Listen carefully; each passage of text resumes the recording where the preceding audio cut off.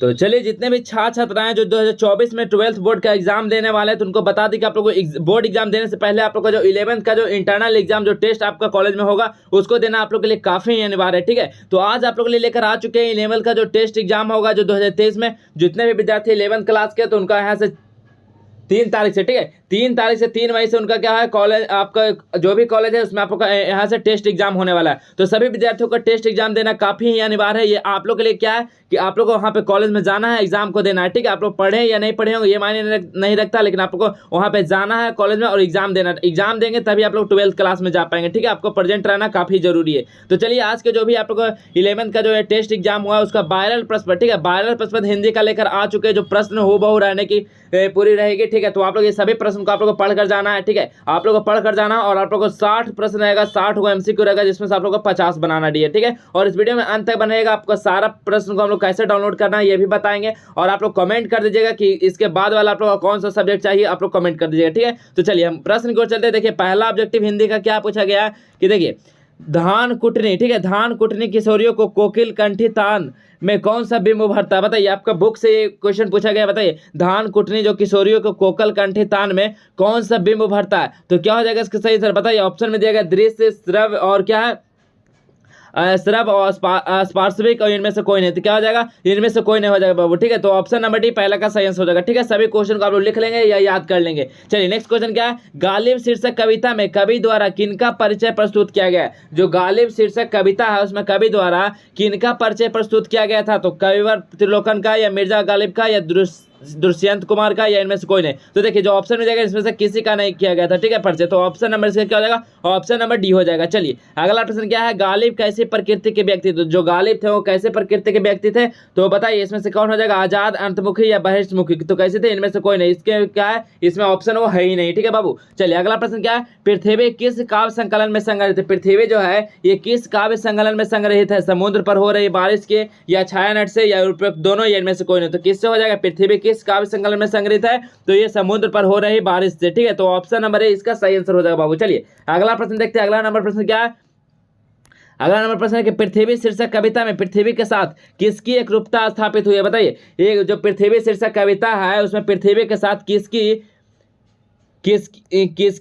एक रूपता स्थापित हुई थी? तो किसकी हुई थी? तो स्त्री की हुई थी। ठीक है, तो ऑप्शन नंबर का सही आंसर हो जाएगा स्त्री की। चलिए, नेक्स्ट प्रश्न क्या है? पृथ्वी के घूमते रहने से, ठीक है, पृथ्वी के घूमते रहने से क्या होता है? पृथ्वी के घूमते रहने से क्या होता है? तो क्या होता है? तो दिन रात होता है, या ऋतु परिवर्तन होता है, या उपयोग दोनों होता है, इनमें से कोई नहीं। तो पृथ्वी के घूमते रहने से क्या होता है? इनमें से कोई नहीं होता है। ठीक है, चलिए अगला प्रश्न क्या है? पृथ्वी शीर्षक, ठीक है, पृथ्वी शीर्षक कविता में अभिव्यक्ति हुई थी। बताइए, पृथ्वी शीर्षक जो कविता है उसमें अभिव्यक्ति हुई थी, किसकी हुई थी?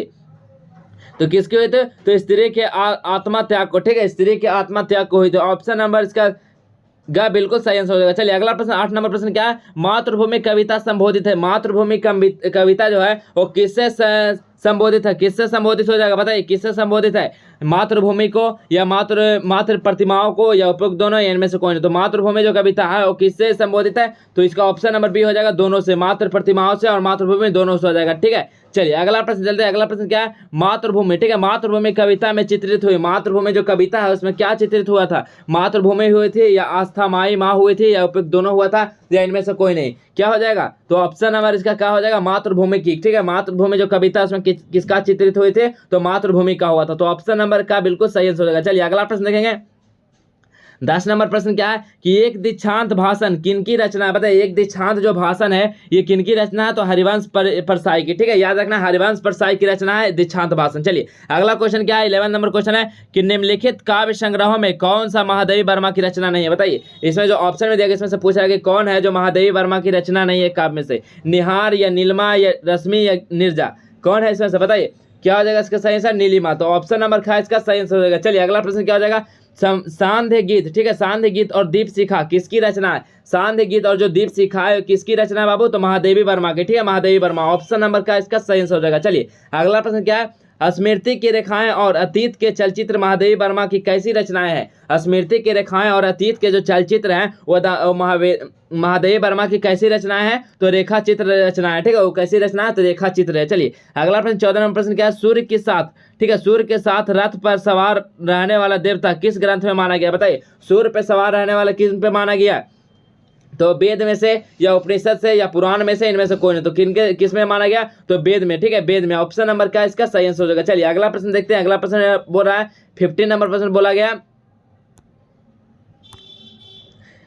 भोगे हुए दिन किस विधा की रचना? बताइए भोगे हुए दिन किस विधा की रचना? तो भोगे हुए दिन क्या है? एक कहानी है। ठीक है, कहानी है। तो ऑप्शन नंबर का सही आंसर कहानी है ये। चलिए अगला प्रश्न क्या है, भोगे हुए दिन कहानी में चित्रण हुआ। बताइए भोगे हुए जो दिन है इसमें कहानी में चित्रण हुआ था, किसका चित्रण किया गया था? उच्च वर्गीय व्यक्ति का या निम्न मध्यम मुस्लिम परिवार की गरीबी का या दोनों का? इनमें से कोई नहीं। तो इनमें से किसी का जो इसमें वर्णन नहीं किया गया था। चलिए अगला हम लोग प्रश्न देखते हैं। 17 नंबर प्रश्न क्या है, प्रेमचंद का मूल नाम क्या है? ठीक है, प्रेमचंद का मूल नाम क्या था? तो घनपत राय था। ठीक है, घनपत राय क्या था? प्रेमचंद का मूल नाम था। तो ऑप्शन नंबर का सही आंसर हो जाएगा। चलिए पूस की रात जो कहानी है उसका लेखक कौन है? पूस की रात की कहानी के लेखक कौन थे? तो प्रेमचंद थे बाबू। ठीक है, प्रेमचंद। ऑप्शन नंबर का सही आंसर हो जाएगा प्रेमचंद। अगला क्वेश्चन है, बिहार प्रांत में उपभाषाएं बोली जाती है। जो बिहार प्रांत में कैसा भाषा बोला जाता है? तो मगही भाषा। ठीक है, आप लोग बिहार में रहने तो आप लोग जानते हैं कि कौन सा भाषा बोला जाता है? तो मगही भाषा बोला जाता है। अगला प्रश्न, नागा अर्जुन का जन्म कब हुआ था? जो नागा अर्जुन थे उनका जन्म कब हुआ था? तो 1911 ईस्वी में हुआ था उनका जन्म। अगला है, नरेश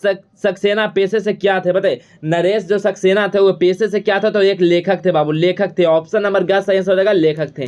चलिए अगला प्रश्न 22 नंबर प्रश्न क्या है, कौन सी कविता? ठीक है, कौन सी कविता माता मातृभूमि की मातृभाषा को समर्पित करता है? कौन सी कविता करता है? तो मातृभूमि। मातृभूमि कविता जो है वो मातृभाषा को समर्पित करता है। चलिए अगला 23 नंबर प्रश्न है, कविता को परख शीर्षक पाठ के लेखक है। कविता की परख जो है उसके शीर्षक पाठ के लेखक कौन है?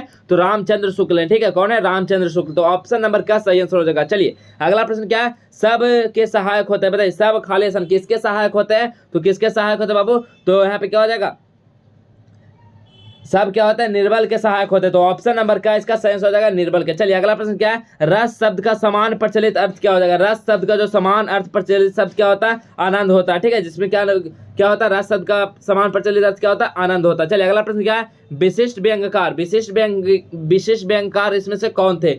विशेष जो व्यंग्यकार थे वो कौन थे? तो बताइए कौन थे? तो हरिशंकर प्रसाई थे। तो ऑप्शन नंबर का इसका सही आंसर हो जाएगा हरिशंकर प्रसाई। चलिए अगला प्रश्न देखते हैं। तो क्या है, विद्यापति किस काल के कवि है? विद्यापति जो है किस काल के कवि है? विद्यापति कौन से काल के कवि है? तो भक्ति काल के कवि है। ऑप्शन नंबर का सही आंसर हो जाएगा भक्ति काल। चलिए अगला प्रश्न क्या है, जिंदगी की हर कदम मंजिल है, इस मंजिल पर पहुंचने से पहले क्या रुक, यहाँ पे देखिए और क्वेश्चन आगे क्या है, क्या रुक सकती है? बताइए जिंदगी की हर कदम मंजिल है, इस मंजिल पर पहुंचने से पहले रुक सकती है। क्या रुक सकती है बाबू? तो सांस रुक सकती है। ठीक है, तो ऑप्शन नंबर सी सही खास बिल्कुल सही हो जाएगा सांस। चलिए अगला प्रश्न देखते हैं हम लोग। अगला प्रश्न क्या है, झांसी वाली रानी घोड़े से लगने से गिरने लगी थी। बताइए क्या हो जाएगा? तलवार लगने से क्या हुई थी? गिरने लगी थी। ठीक है, घोड़े से क्या होगा? तो तलवार लगने से गिरने लगी थी। तो ऑप्शन नंबर का सही आंसर हो जाएगा। चलिए अगला प्रश्न क्या है, आचार्य हजारे प्रसाद द्विवेदी ने किस कवि को वाणी का डिक्टेटर कहा? बताइए आचार्य हजारे प्रसाद द्विवेदी थे जो थे वो किस कवि को वाणी का डिक्टेटर कहा? किसको कहा? तो कबीर को कहा। तो ऑप्शन नंबर का इसका सही हो जाएगा कबीर को। चलिए अगला है, किसने गौरा को गुड़ में सुई खिला दिया था? बताइए किसने जो है जो गौरा को गुड़ में सुई खिला दिया था? तो किसने खिलाया था? तो नौकर ने। ऑप्शन नंबर का सही हो जाएगा नौकर ने। चलिए अगला प्रश्न क्या है, मातृभूमि शीर्षक कविता किसकी रचना है? जो मातृभूमि जो शीर्षक कविता है वो किनकी रचना है? तो मैथिली शरण गुप्त की है। ठीक है, मैथिली शरण गुप्त की। ऑप्शन नंबर का सही आंसर हो जाएगा इसका बाबू। चलिए अगला प्रश्न की ओर हम लोग चलते हैं। अगला प्रश्न क्या है, अगला प्रश्न है, मेरी वियतनाम यात्रा साहित्य की कौन सी विधा है? जो मेरी वियतनाम यात्रा जो है वो साहित्य की कौन सी विधा है? तो कौन सी विधा हो जाएगा बाबू? तो बताइए मेरी वियतनाम क्या हो जाएगा? तो ये कैसा था? तो बताइए नाटक। ठीक है, मेरी वियतनाम यात्रा कैसा था? तो नाटक था। ऑप्शन नंबर घ इसका सही आंसर होगा। चलिए अगला प्रश्न क्या है, मेरी वियतनाम यात्रा शीर्षक पाठ के रचयिता कौन थे? तो कौन थे इसका बाबू? बताइए इस पाठ के जो रचयिता कौन थे? तो रामचंद्र शुक्ल थे। ऑप्शन नंबर का सही आंसर हो जाएगा। चलिए गांव के बच्चे की शिक्षा लेखक के नाम लिखे। बताइए गांव के बच्चे की शिक्षा जो है वो कौन लिखे थे? तो कौन लिखे थे? तो कृष्ण सोईती या प्रेमचंद या कृष्ण कुमार। तो इनमें से कोई नहीं, इसका राइटर इसमें नहीं है। तो ऑप्शन नंबर डी सही आंसर हो जाएगा। लक्ष्मीबाई की बखान सभी करते हैं। बताइए कौन करते हैं लक्ष्मीबाई की बखान? तो कौन करते हैं? सुंदरता और वीरता दोनों को करते हैं लक्ष्मीबाई की बखान। ठीक है, तो ऑप्शन नंबर का इसका सही आंसर हो जाएगा दोनों का एंड खा हो जाएगा। चलिए अगला प्रश्न देखते हैं। 37 नंबर प्रश्न बोला जा रहा है, 37 नंबर प्रश्न है कि सुबह, ठीक है, सुबह दोपहर और संध्या में की जाने वाली सूर्य उपासना में क्रम से सूर्य को किस देवता को प्रतिनिधित्व माना गया? तो किस देवता को माना गया बताओ बाबू? तो बताइए किस में माना गया? तो क्या हो जाएगा इसका क्या हो जाएगा? कौन सा माना गया किसको? तो बताए इनमें से सभी हो जाएगा। ऑप्शन नंबर डी सभी देवताओं को माना गया। चलिए अगला क्या है, गालिब शीर्षक पाठ के रचयिता कौन है? जो गालिब शीर्षक पाठ है इसके रचयिता कौन है? तो इसके रचयिता कौन है बाबू बताइए, आप लोग कमेंट कीजिए क्या हो जाएगा, इसके रचयिता कौन थे? तो नागार्जुन थे। ठीक है, नागार्जुन कौन थे? नागार्जुन। ऑप्शन नंबर ख सही आंसर होगा। चलिए मातृभूमि के शीर्षक कविता के रचयिता कौन थे? बताए मातृभूमि के जो शीर्षक कविता के रचयिता कौन थे? तो कौन थे बाबू इसका बताइए क्या थे? तो कौन थे? विद्यापति। ऑप्शन नंबर घ हो जाएगा। चलिए अगला प्रश्न क्या है, महादेवी वर्मा की काव्य रचना निहार कब प्रकाशित हुई थी? तो 1930 ईस्वी में हुई थी। ठीक है, चलिए अगला प्रश्न को चलते हैं। अगला प्रश्न क्या है, जगन्नाथ शीर्षक कविता के कवि कौन है? जगन्नाथ जो शीर्षक कविता के कवि कौन थे? तो केदारनाथ सिंह थे। ऑप्शन नंबर का सही हो जाएगा केदारनाथ सिंह। नेक्स्ट क्वेश्चन है, आंख के लिए उपमाएं दी जाती है। बताइए आंख जो है किसके लिए उपमाएं दी जाती है? तो बताइए काल के लिए, मीन के लिए या खंजन के लिए? तो किसके लिए दी जाती है बाबू बताइए, आंख किसके लिए उपाय दी जाती है? तो काल के लिए। ऑप्शन नंबर क्या सही हो जाएगा काल। चलिए अगला क्या है, आंचलिक कहानी और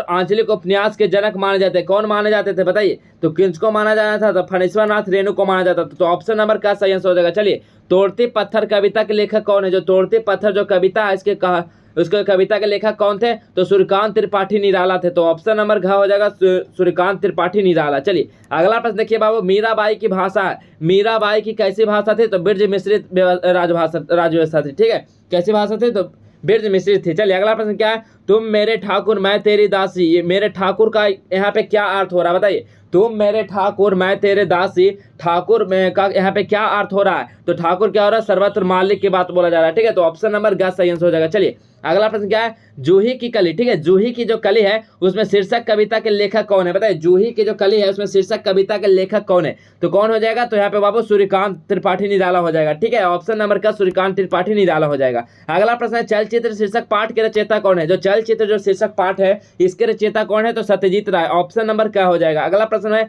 कि सिक्का बदल गया शीर्षक पाठ के रचयिता कौन है? सिक्का बदल गया शीर्षक पाठ के रचयिता कौन थे? तो कृष्ण सोबती थी। ठीक है, कृष्ण सोबती। ऑप्शन नंबर ख हो जाएगा। अगला प्रश्न है, चोली दामन का साथ होना। ठीक है, ये क्या हो जाएगा? इसका मुहावरे का अर्थ क्या होता है बाबू? इसका मुहावरे का अर्थ क्या होता है बताइए? क्या होता है? यहाँ पे हो जाएगा लज्जित होना होता है। ठीक है, तो ऑप्शन नंबर घ हो जाएगा। चलिए अगला प्रश्न क्या है, खरी खोटी सुनाना मुहावरे का अर्थ क्या होता है? भला बुरा कहना। ठीक है, तो ऑप्शन नंबर इसका ग सही आंसर हो जाएगा। अगला है, प्रश्न का विपरीतार्थक शब्द क्या होता है? बताइए प्रश्न का विपरीतार्थक शब्द क्या होता है? उत्तर होता है। ठीक है, प्रश्न क्वेश्चन का क्या होता है? आंसर होता है, इसलिए ऑप्शन नंबर ग हो जाएगा। ठीक है, आप लोग को 50 क्वेश्चन यहाँ पे करके आना। ठीक है, हम 60 क्वेश्चन का यहाँ पे आंसर कर रहे हैं। अगर आप लोग को कोई गलत क्वेश्चन आंसर लगता है तो आप लोग 50 को भी आप लोग करके आएंगे विद्यार्थी। ठीक है, चलिए अगला प्रश्न हम लोग करते हैं। अगला प्रश्न क्या है, 53 नंबर क्या है कि सूरदास किस भाषा के कवि थे? तो किस भाषा के थे? तो ब्रज भाषा के। अगला क्वेश्चन है कि कौन से रचनाकार कवि बिहार से संबंधित है? तो कौन है जो रचनाकार जो बिहार से थे? तो कौन थे? तो नामधारी से दिनकर क्या थे? बिहार के थे। ठीक है, अगला है, मानव शब्द में विशेषण बनाया। ठीक है, मानव शब्द का विशेषण क्या हो जाएगा? मानवीय हो जाएगा। ऑप्शन नंबर इसका ग हो जाएगा। चलिए अगला प्रश्न है, कांति शब्द से विशेषण बनाया। ठीक है, कांति शब्द से विशेषण क्या हो जाएगा? कांति शब्द का विशेषण क्या हो जाएगा बाबू?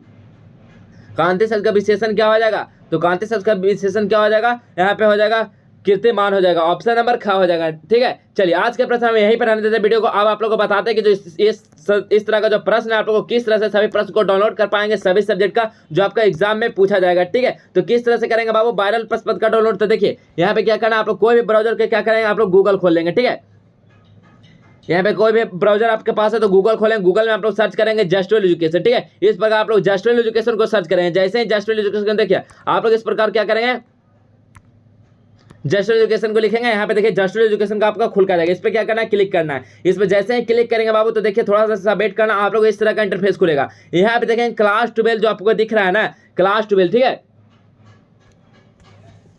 क्लास 12 जो दिख रहा है इस पर आप लोगों को क्या करना है, इस पर क्लिक करना है। ठीक है, क्योंकि 11th बाद आप क्लास 12 में जाएंगे तो 12 पे क्लिक करेंगे तो आप लोग यहाँ पे दिया गया देख सकते हैं क्लास 11 का टेस्ट एग्जाम का वायरल क्वेश्चन पेपर दिया गया और यहाँ पे बिहार बोर्ड 11 का जो रूटीन है उसको भी दिया गया। ठीक है, तो यहाँ पे दोनों चीज दिया गया। तो चलिए क्वेश्चन पेपर को कैसे डाउनलोड करना है, तो ऊपर वाले पे क्लिक करना है, उसके बाद आप लोग जाना है ऊपर देखिएगा यहाँ पे आपको जो टाइम टेबल जो जारी किया गया बोर्ड द्वारा वो भी टाइम टेबल दिया गया, लेकिन आपको कॉलेज के अकॉर्डिंग आप लोग देखना है क्योंकि कॉलेज अपने सुविधा के अनुसार आपको वहाँ पे जौन सब्जेक्ट का एग्जाम होना वो रखा गया है। ठीक है, तो आप लोग कॉलेज का नोटिस देख लेंगे और यहाँ से कैसे डाउनलोड करना देख सकते हैं। 11th test exam 2023 question paper download link. ठीक है, यहाँ देखें हिंदी, इंग्लिश, हिस्ट्री, साइकोलॉजी सभी का यहाँ पे डाल दिया गया।